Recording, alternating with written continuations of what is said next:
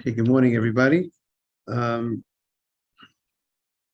yesterday we said the Mishnah on Lamed Gimel Lamed Aleph, on Yud Aleph of Abed, 11b, where we discussed the case if someone kills the Kohen Gadol or the Kohen Gadol kills somebody. The Mishnah states that he does not leave. He does not leave. He remains. He remains in that Golut forever. The Kohen Gadol, if the Kohen Gadol kills somebody, he remains in Golut, and someone kills the Kohen Gadol, he remains in Golut forever. Now, what? So now that another Kohen Gadol comes into office, will not help him. Now, there's a machloket in Rishonim exactly what is the reason for this, or what the case is talking about. Rashi in Sanhedrin says that the reason why this is so, because there's no Kohen Gadol that is Meshamesh in the Mikdash at the time of the Gemar Din. Meaning to say, the Kohen Gadol killed somebody, he no longer is able to work in the Beit HaMikdash. Someone killed the Kohen Gadol, there's no Kohen Gadol in office. So at the time, at the Gemar Din, so therefore, there's no Kohen, when the verdict came against this person, if he was the Kohen Gadol who killed somebody, there's no Kohen Gadol who was working in the Mikdash at that time. Or if someone killed the Kohen Gadol, there's no Kohen Gadol at the time of the Gemar Din. So Rashi is learning that either of these two cases is similar to the case of the first case of the Mishnah, if there was a verdict without a Kohen Gadol. If, let's say, Reuven killed Shimon, and after Reuven killed Shimon, the Kohen Gadol passes away, and then there's a verdict. Reuven killed Shimon, and then let's say there was no Kohen Gadol at the time that Reuven killed Shimon, or even if there was a Kohen Gadol, but subsequently, before there was a Gemar Din, before there was a judgment, the Kohen Gadol passed away, and then there is the Kohen Gadol passed away, and subsequently, after the Kohen Gadol passed away, then there's a Gemar Din. Then the court made a decision. So they made a decision without a Kohen Gadol being in office. So the Mishnah stated earlier, if a decision was rendered by the court without a Kohen Gadol in office, the guy does not ever go out of exile. He has to remain, because the Torah says you go in exile until the death of the Kohen Gadol. Because the Kohen Gadol, this is how some of the Mefarshim explain, this is the opinion of the Tosfos Yom Tov. The Kohen Gadol should have prayed that this death should not have taken place. So once the Kohen Gadol comes out, dies, there's a kapara for the death, for the murder. Therefore, he goes out free. But if there's no Kohen Gadol in office that could have prayed for it, because the Kohen Gadol, there was no Kohen Gadol in office, so therefore, there is no, welcome back, Shalom Aleichem, morning. So therefore, there's no Kohen Gadol that we could say that his death will get the guy out of exile. Because there's no Kohen Gadol in office that could have prevented this death. Meaning, when there's a Kohen Gadol in office, he could have prevented the death. So then we say, when he dies, the Kohen Gadol dies, he could go out free. Because now there's a kapara. This is the man who was responsible, so to speak, for the death. But if there's no Kohen Gadol in office, he's not responsible for the death. So therefore, he's not going to go. The guy is not going to go out free. There was no. We're going to put more of the responsibility on the guy who committed the murder. And we're going to put more time on the guy who committed the murder, if he's going to remain in exile forever.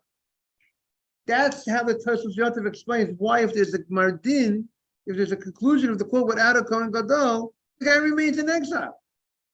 Because there's no Kohen Gadol there's no kapara that's needed from the Kohen Gadol that could get the guy out. Because there's no Kohen Gadol here. And the new one had nothing to do with the murder. Because he wasn't in office that he should have prayed.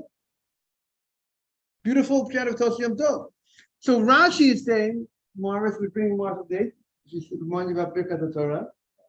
Rashi is saying there's a case of the Mishnah, case 2, case 3 of the Mishnah, Yud Aleph on base 11b, when the Kohen Gadol kills somebody. When somebody kills the Kohen Gadol, they go to exile and they remain in exile forever. They don't go out.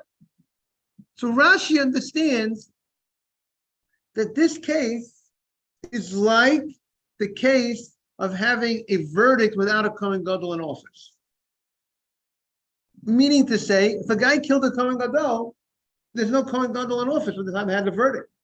But what about if they appoint a Kohen Gadol subsequently?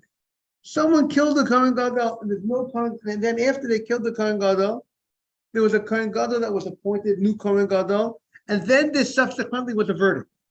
So there was a verdict with a Kohen Gadol in office. According to Rashi, he should go out free when the second Kohen Gadol dies. And we're going to see in the Gemara, because that second Kohen Gadol, he should have prayed that there will be a that he wouldn't get a Gemar din of exile. That's what he could have prayed. The Gemara is going to say. The second Kohen Gadol, because you can ask the question. We have this. The Mishnah said that if somebody kills and there's no Kohen Gadol, let's say a guy kills, if someone kills, what's the case in the Mishnah? If let's say a guy killed, after a guy killed, the Kohen Gadol died.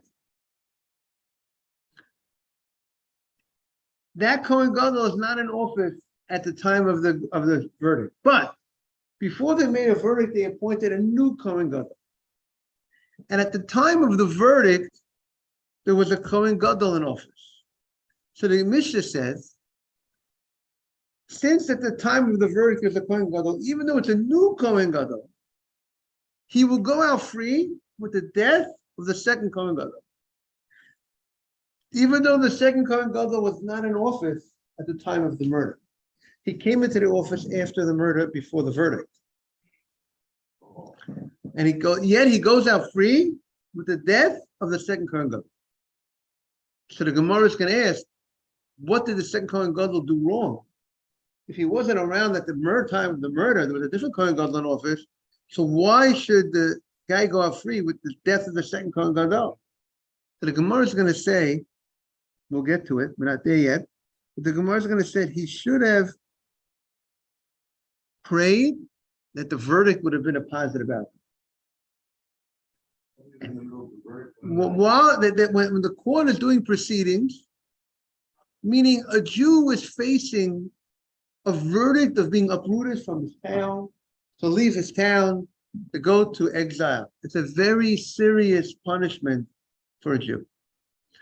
And there was the opportunity that he could have prayed for that person, and his prayer, the Gemara said that somehow the court would have possibly found him innocent.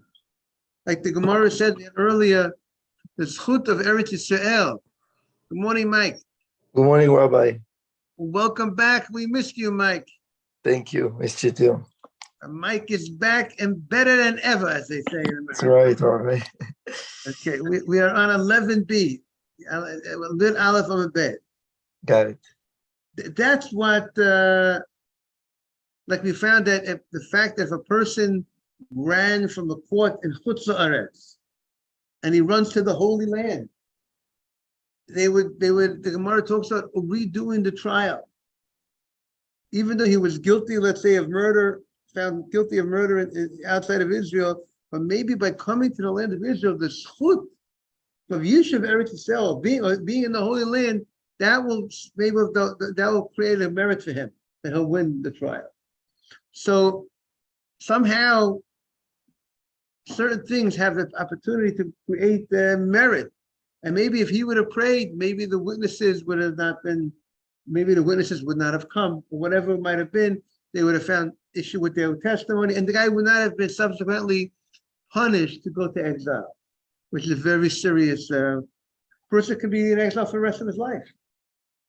You know, the upheaval that it causes to a family, that they have to move out of a community, and the father has to leave, and then the whole family is going to have to move to exile, to Ari Levium. You're living with your, if you think about the old days, you're living with your grandfather, the whole family, and then you just uprooted.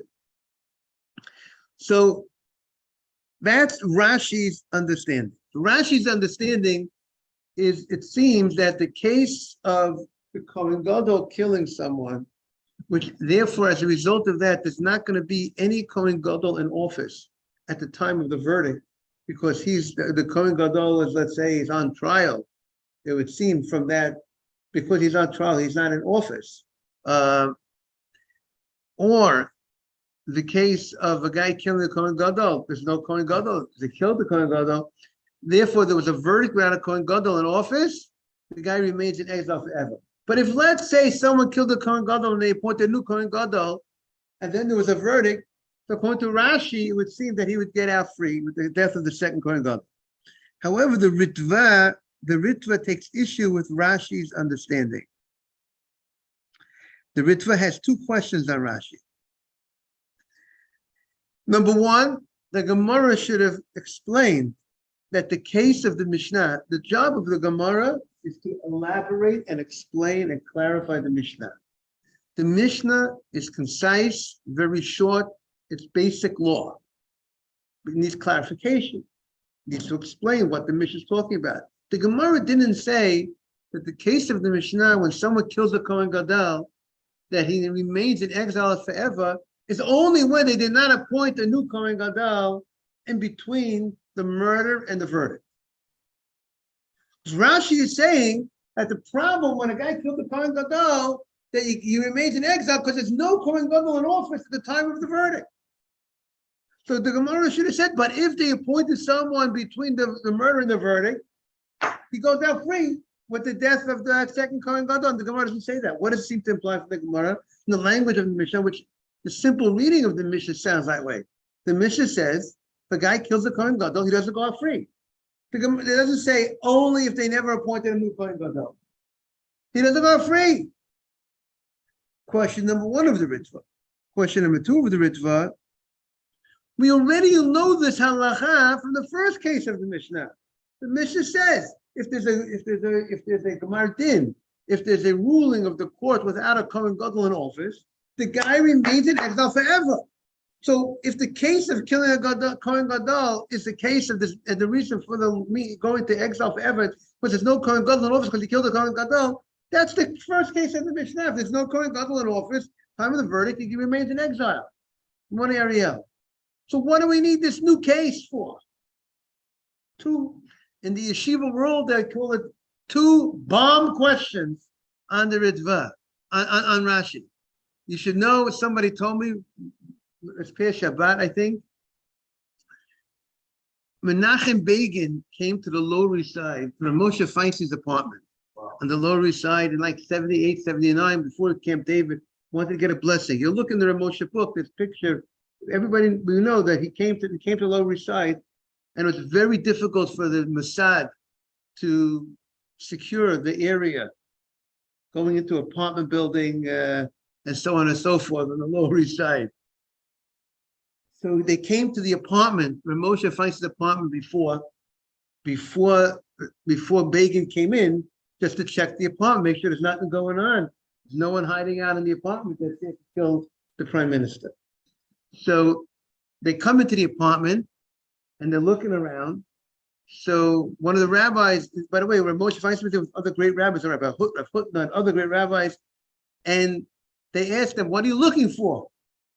Said, "We're looking for a bomb. We're looking for a bomb. Maybe there's a bomb here." So Rav Hutnes points to Rav Moshe's Svarim that Rav Moshe wrote, like the Igrot Moshe. That's the bomb. That's the bomb. That's the power. There's a bomb here. It's a different type. Morris had it like that. Different type of bomb. The Torah, how do you like that? Is that a beautiful story?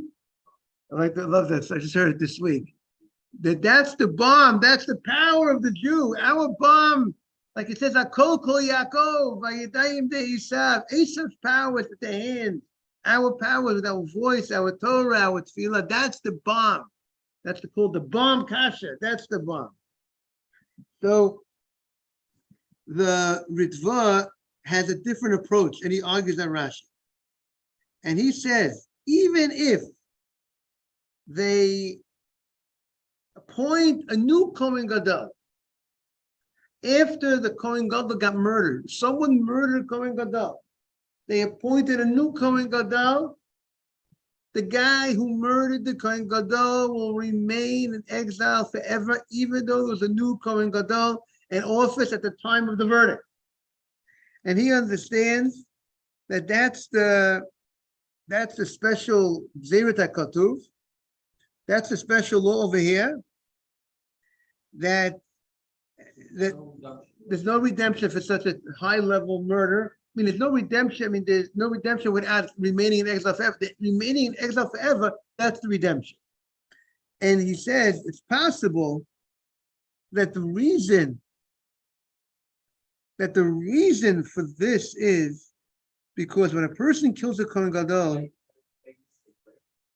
unintentional, correct. Person killed a Kohen Gadol killed Chamor ha'ovon admo. The sin is so serious, so severe. The consequence of killing a Kohen Gadol, the effect of such a murder, even though it's unintentional, or that the high priest, the Kohen Gadol, one of the greatest leaders of the Jewish community, if he commits an unintentional murder, it's also called a Chil Hashem, or something that happened that he killed because he could have been more careful. So that's such a high level sin. It's not atoned by the death of a new Kohen Gadol, and therefore he has to remain in exile forever. Okay, let's back to the Mishnah. We had yesterday the Mishnah on Yud Aleph of Beis. We said that when a guy goes to exile in the middle of the Mishnah, Ve'eni yotze lo le'idut mitzvah, lo le'idut mamon. We said he doesn't go out of exile not to testify for an idut mitzvah. He doesn't go out of exile in order to testify for idut mamon, from money matters, even they need him as a witness. He doesn't go out. V'lo le'idut nefashot, and not for idut nefashot, even for testimony for murder case. Afilu Yisrael tzrichem lo, even if the Jewish community needs him. Afilu sasava Yisrael ki yor ben sriya, im yosem mishom el olam. He does not leave. Shenema, the pasuk says, we have a pasuk that teaches us this law. There's a pasuk that teaches us this law. We're in the Mishnah. I hope everybody has them in the Mishnah. On your Aleph of base, in the art scroll, it's most probably 11 before. Shenema, Asher Nashama. He runs there. And the pasuk, the word Shama, the Gemara seems to say is superfluous. Shama, what is the pasuk emphasizing the Shama? It says Shama, there, Sham Te Tirato, there he needs to live. The person who, when he goes to Ari Miklat, needs to live there. Sham Te Misato, that's where he dies. Sham Te Tirato, that's where he needs to be buried. It means if a guy dies in Ari Miklat, he's buried in by that city of the Leviim. And we're going to see in the Gemara that once the Kohen Gadol passes away, then they can move his body to the family plot, wherever his family. Once if someone killed somebody, Reuven killed Shimon, and he went to Ari Miklat, right? As a result of his killing Shimon, he needs to go to Ari Miklat. And after he went to Ari Miklat, he died. The murderer who killed unintentionally died. He died before the Kohen Gadol died.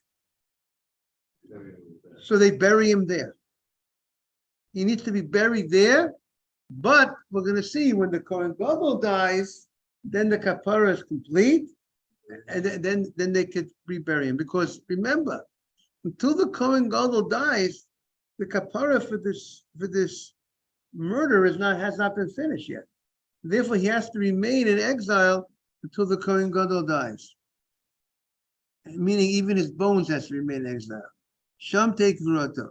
So that's the. You see, it says the way the Gvurat Ari understands that we have the Torah writes the word Shama 3 times in discussing the laws of the person who kills unintentionally, and therefore it's written 3 times, and therefore it's telling us these three laws. The law of he needs to live there, and now what do you mean? We already told us before that he has to live in the Ari Miklat. You tell me he has to go to Ari Miklat. So what are you emphasizing? Shama, you got to be there. You told me that's where you got to go. By emphasizing the Shema, it's telling us you can't leave. You can't leave. He's not allowed to leave. It's forbidden for him to leave the Ari Miklat. Even for a high, great purpose, he can't leave the Ari Miklat. Not only he can't leave the Ari Miklat, and then we say, and some explain, what is the Mishnah telling us? If you tell me that he can't leave, so what's the next thing? There he shall die. Isn't it obvious? If you tell me that he can't leave, that means that means he has to die there. So what's the Mishnah teaching us? He needs to, if you tell me he has to be buried there, that we know. What a Mr. B'tesh. We understand that's a chidush. He has to be buried there, even though the guy who killed unintentionally. So you would think if the guy killed unintentionally, you would think that after the guy passed away, you could take him out. You say it's over, game over. But the chiddush is no, that even if the guy killed unintentionally, he still has to be buried. Okay. Then you tell me a chidush that he has to remain there while they say he can't leave. Can't leave.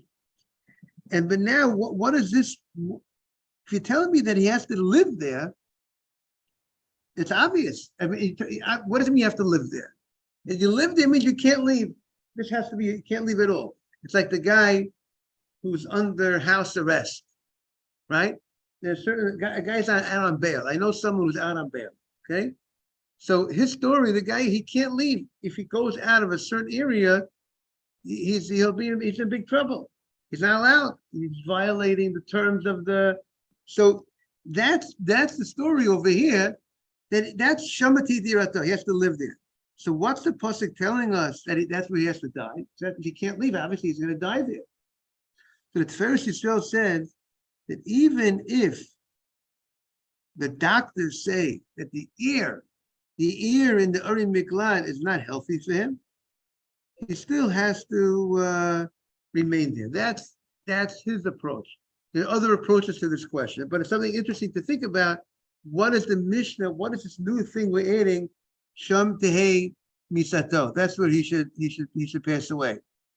So the Gemara says, yes. Morning. He can't go. Now remember, there's another issue here also. The issue here is he's not allowed to open himself up also to being killed by the Goel Hadam. Remember, if he leaves this place of refuge, the Goel Hadam, the relative has the right, has the ability to kill him. And he's not allowed to put himself into that position. And that's how some explain, why can't he leave to go ahead and say testimony? Morning, Dr. Navid. Why can't he leave? Good morning. Morning. Mitzvah testimony, financial testimony. Some say because we don't want him to put himself in danger, to put his life in danger. Because if he leaves the Ari Miklat, He's putting himself in danger. Now the Mishnah says an interesting halacha. We're on the wide lines of the Gemara now. First wide line of the Gemara on Yud Aleph and base. Kishem she'ir koletet. No, still in the Mishnah. Kishem she'ir koletet. The same way the city is a city of refuge. Mr. Batesh, you have it? We are on 11b. We are on, in the art scroll, it's 11b 4, in the middle of the page. Kishem she'ir koletet. Just as the city serves as a refuge, that when you go to the city, you are safe, right? Like you reach home base, you're safe. You reach the base. Kach tchuma kolet. If you enter within 2,000 amot of the city, you're also safe. Like we said that the city, the Levium city, you have the city, then you have an empty area outside the city of 1,000 amot, then you have another 1,000 amot that's for fields, for vineyards. So any space of those 2,000 amot within, if you're close to the city within 2,000 amot, 2,000 amot is anywhere between 3,000 and 4,000 feet. You are safe. The Goel Hadam does not have a right to touch you. That's what the Mishnah. It's like, because the Tchum, that area it's like part of the city itself. The Tchum of the city also serves as a place of refuge. Now the Gemara says the following.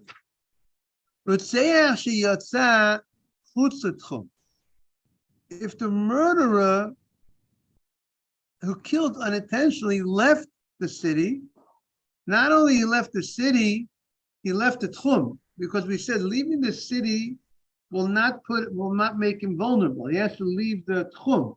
In order for the Goel Hadam, the relative, to possibly kill him, he has to have left the boundaries, the tchum, what do you call it, the perimeter, whatever the right word is, of the city.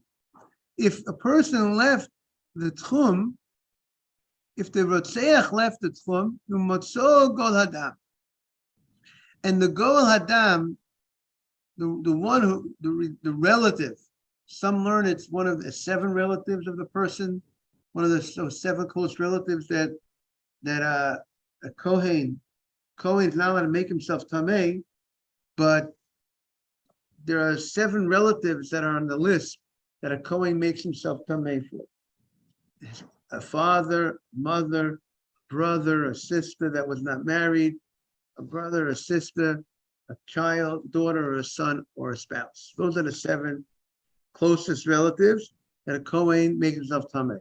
If any of those relatives, some say they could be the one to revenge the blood, or some say that specifically the one who was inheriting the properties of the person who got killed is the Goel. Some say that's the Goel Hadam. So if the Goel Hadam finds the person outside the boundary, outside safe area, so what right does he have? Does he have a mitzvah to kill? Does he have a right to kill? Rav Yosef Aglili Omer, Yesh mitzvah biyad Goel Hadam.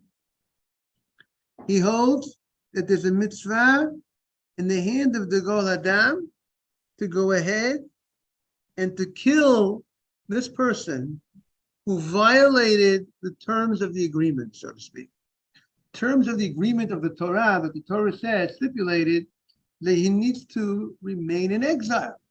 That's his kapara. He leaves, he violates the terms, so there's a mitzvah to kill the guy. What? Okay, we're going to see that doesn't seem to be the halacha. I don't think that's the halacha, but that's the opinion of Rabbi Yossi Aglili. Now, what could be the reason for it, if you want to explain?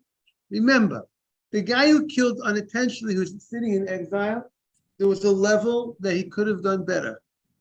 He could have prevented the murder. There was a little bit of negligence. But it's not enough of a negligence that the court would kill him.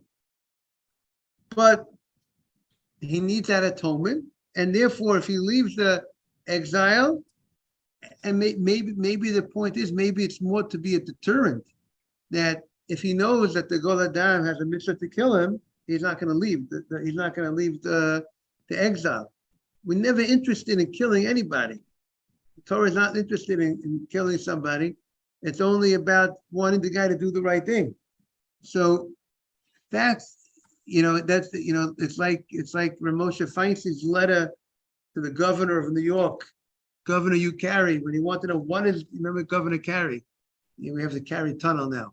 That's how people remember him. He wanted to know, what is the Jewish opinion on capital punishment? What does Jewish law say about murder? Do we give capital punishment for murder, and so on and so forth? So Ramosha Feinstein says, yes, of course we have capital punishment in the Torah, but it wasn't done very often. The guy needs to be warned. It wasn't done very often, but yet it still serves as a great deterrent, the fact that we have such a concept called capital punishment. A person realizes the severity of the sin, that if a person would kill, he said, so many years we don't apply capital punishment in the Jewish community. We don't have the ability, and yet we don't have murderers coming that often from us, because people recognize the severity. So maybe perhaps the ability for the Goel Hadam, for the relative, to kill this person, the fact that there is this concept of capital punishment that can be applied, is enough to serve as a deterrent that person won't leave the exile, perhaps. Rabbi Yehuda says there is a mitzvah for the Goel Hadam to kill him. Now, we had the Mishnah, earlier in the Gemara, that the Bezdin would send two messengers, Talmidei Chachamim, along with the Rotzeach, to talk. They would accompany him in case they meet up with the Goel Hadam, that the Talmidei Chachamim will talk to the Goel Hadam and say, it was unintentional murder. Please don't murder him. So, how could Rabbi Yossi Aglili say that it's a mitzvah if we learned earlier that we would send at the Mishnah earlier on Tet Amud Beis, that we send two Torah scholars to accompany him, to help him, to protect him, that hopefully to talk some sense into the Goel Hadam, not to kill him. So the answer to that is, Tiferes Yisrael says that case, when we escort him with two Torah scholars, that's after the court rendered a decision. So he says over here, I would understand that's talking when the court rendered a decision, that the guy he came to court, and now the court says, you're obligated to go to exile. So at that point, you send two Torah scholars with him, and they're supposed to try to stop the person, dissuade him from killing him. But here we're talking about when the guy was negligent. He left the city of refuge. He willingly left. Meaning, remember we said there's a court proceedings, and in the court they decide whether he's going to have to go to exile or not. First, the guy runs to exile. Then they take him out of exile. They bring him to court. The court decides what's going to be with you. Once the court decides he's obligated to exile, now he's going to run to exile. We don't want him to get killed. We want him to make it to exile. And the Goel Hadam should not really kill him at that point, because he's obligated to exile. He shouldn't really be killed. So we send two Torah scholars with him to dissuade the Goel Hadam that rather than killing him. But here we're talking about, there's no mitzvah for the Goel Hadam to kill at that point. It's better he shouldn't kill. He shouldn't kill. But here we're talking about when the guy violated the terms of the agreement. He left the exile when he shouldn't have. He was supposed to stay there, and he stepped out. That's where Rabbi Yossi says there's a mitzvah for the Goel Hadam to kill him. Oh, very good. And he says Reshut Kol Adam. And he says anybody who sees the guy leave the exile, sees the guy violating the terms of the agreement that he has with the Torah. Torah gave him certain rules. The Torah says he has to remain in exile, and someone else sees he left exile. That person has a random person has a right to kill the guy for violating.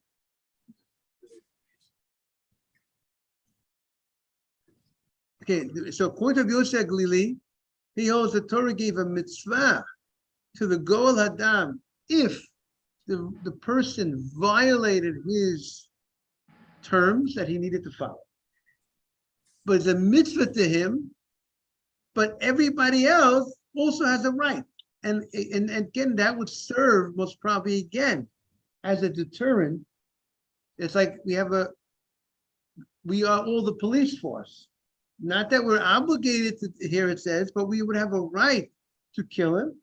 And therefore, if that's the case, that also would serve as a deterrent. He's not going to leave. But he knows that anybody could kill him. They might not have him. So Rabbi, the goal is to leave him in the city of refuge. That's the goal. The atonement. That's why they give the permit. Rabbi, is that going to be? That's just an opinion. That's just an opinion. Allah seems not to be that way. Allah is going to say, look, here's Rabbi Akiva. We get to Rabbi Akiva. Rabbi Akiva Omer. Rabbi Akiva says, Rishut biyad Goel Adam. He understands even the Goel Adam, even the relative, does not have a mitzvah to kill the guy if the guy violated the terms of the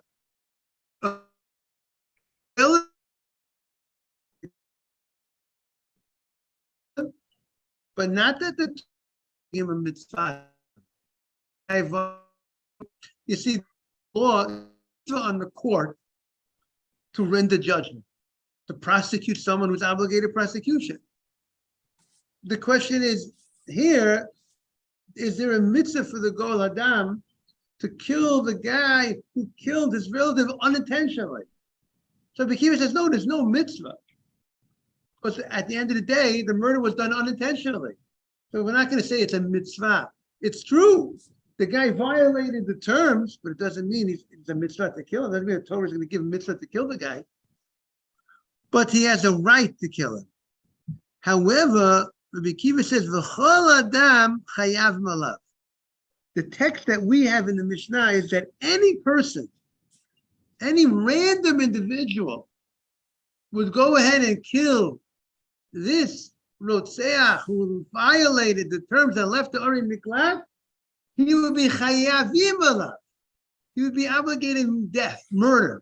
If a person, according to this text that we have in the Mishnah, if a person left Ori Miklat, left the city of refuge, if a random person is warned, if people warn a random person, hey, don't kill the guy. You're not the Goel Adam. You can't, if the guy violated the warning and he killed that Rotzeach in front of witnesses, we will kill that random person for killing this Rotzeach. For killing this guy who left the city of refuge, we will kill him for killing him. What do you say to that, Mr. Batesh? Explain. So, any random person kill him, he violates. No. That's the first opinion. But the second opinion is no random person could kill him, and if a random person does kill him, we'll kill the random person. That's the second opinion. However, the Vilna Gaon, he has a different text. He says everybody else will not be killed. What does that mean? Everybody else won't be killed. It'll be forbidden for everybody else to kill him. But not that they will be killed if they do kill him. And I wanted to explain the reason for that is perhaps he's minimizing the machloket. Because the first opinion says that everyone has a right to kill him. The second opinion doesn't go so far to say everybody will get killed for killing him. Rather, everyone else is not allowed to kill him, but if they go in and they kill him, they will not get killed for it. Have a great day. We should only merit to have all life. All the best. Thank you, Rabbi. Baruch. Thank you everyone for being on. Day. Thank you. Have a great day, everybody. Great day, everybody. Great day. Guilty killing somebody Right. violates using city of refuge. So I don't think that maybe they should have a person that needs to go back when they kill him. I presume he, Kill him on the spot. okay, he knows he can't be doing that. I think you're right, Mr. But if he left unintentionally, then it's different. But we have to, we're talking about, I think he's specifically, we're talking when he knows, right? It's not that, I presume similar to what you're saying, that he was warned, he knows he's not allowed to leave. It's not that he by mistake, he was, he got a little lost.